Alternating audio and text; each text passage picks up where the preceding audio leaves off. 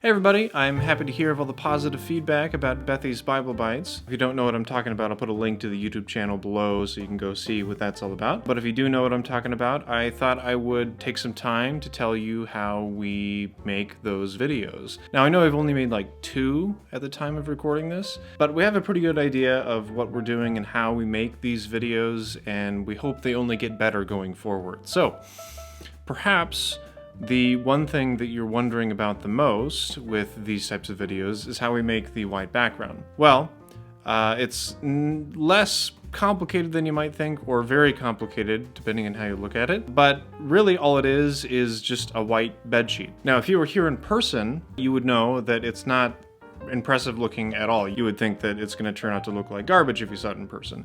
But with a few tricks, you can make it look pretty good. At least we think it looks pretty good. Things that you need to do this, obviously the bed sheet.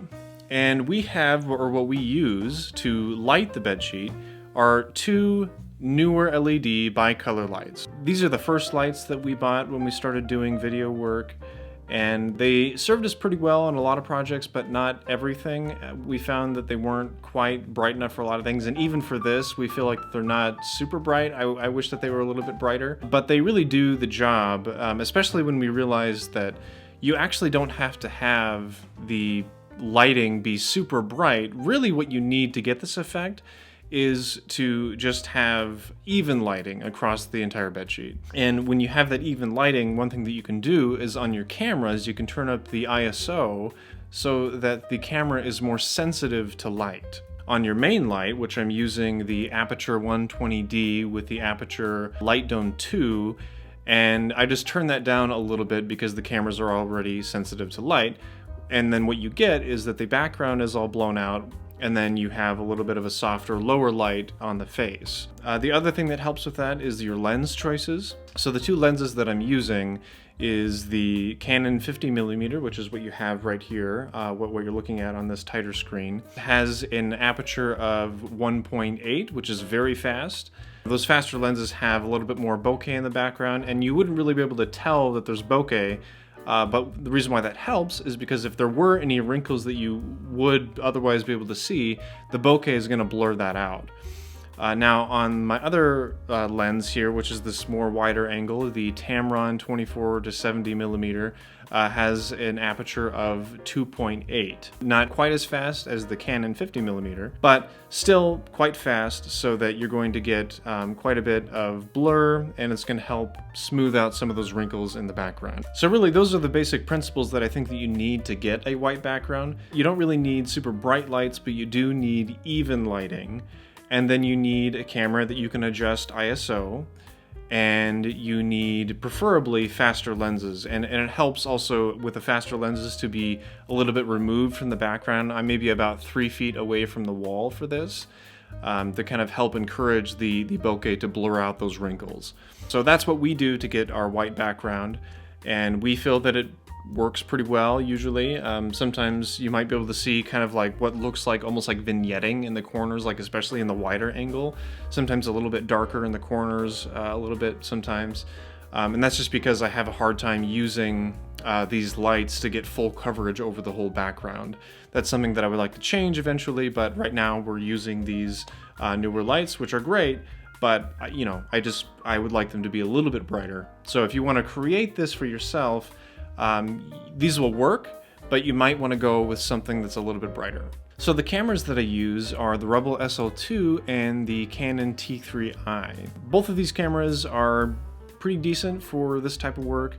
Hopefully you've seen my previous video where I mentioned the Rebel SL2 as a really good starter camera. That was the camera that I started on, and I later kind of inherited the T3i.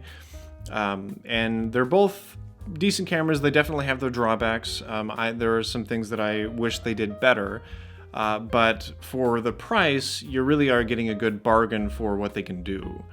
And they're really more photo cameras, but if you're doing kind of short burst videos like these, they're going to work just fine. So the Rebel SL2 and the Canon T3i are both inexpensive options for cameras if you're looking at buying something that will, get you in the game, get you started, but won't break the bank. I'm recording my audio on the Deity Mic S2, and one thing that I really love about this microphone is the very low noise level that it has. Like if you just listen, like you can barely hear that, right? It's a really quiet microphone. And that's more important than you might think. A lot of microphones have like this self noise in them. When you just turn them on, they just start hissing. This microphone is very good about kind of reducing some of that noise.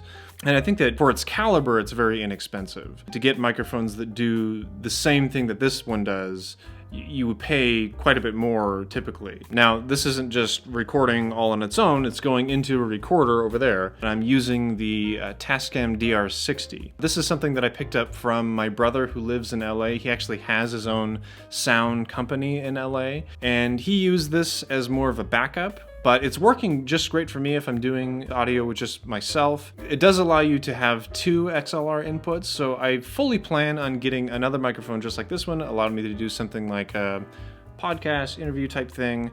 That could be a lot of fun. Let me know what you think about that. If there's somebody that I could maybe bring in as a guest, do some kind of talk show thing, For editing, I like to use Final Cut Pro, and that's mostly because it's a one-time fee. You buy it, you have it. And aside from just, wanting to buy plugins that are optional, I haven't bought any plugins yet. I've been doing just fine, just using the basic things. Some of them are kind of cheesy, but most of them can be used to great effect. And other programs that are very good have a monthly fee cost comparison. Something like Adobe Premiere is infinitely more expensive in the long run. So that's why I kind of decided to go with Final Cut Pro. I haven't done much with Adobe Premiere. I hear it's very good, but I use Final Cut Pro, and I've been getting by just fine with that. So that's what I use for editing. So that's everything that we use to make Bethy's Bible Bites. And one thing that I've learned about using kind of a mixed bag of equipment where some things are really professional and some things are a little bit less expensive, maybe a little bit more on the prosumer side of things, is that you don't have to have all of the best gear to get good results.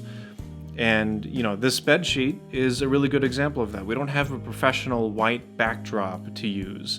I would love to have that. But if all you have is a bed sheet, then you just make the best with what you have, and you use your lights to get an even coating of light, and then you use your cameras, and you just finagle what you got until you make it work. Finagle. Obtained by devious or dishonest means. Yeah, that's what I meant. Just steal what you need until you can make it work. Okay, moving on. And I think that that's a sign of doing good video work, is that if you can just make something work with what you have. So anyway, I hope that inspires you to create something and not to be afraid of your camera if you have one, and to go make something great. So anyway, hope you enjoyed that, and I'll see you next time.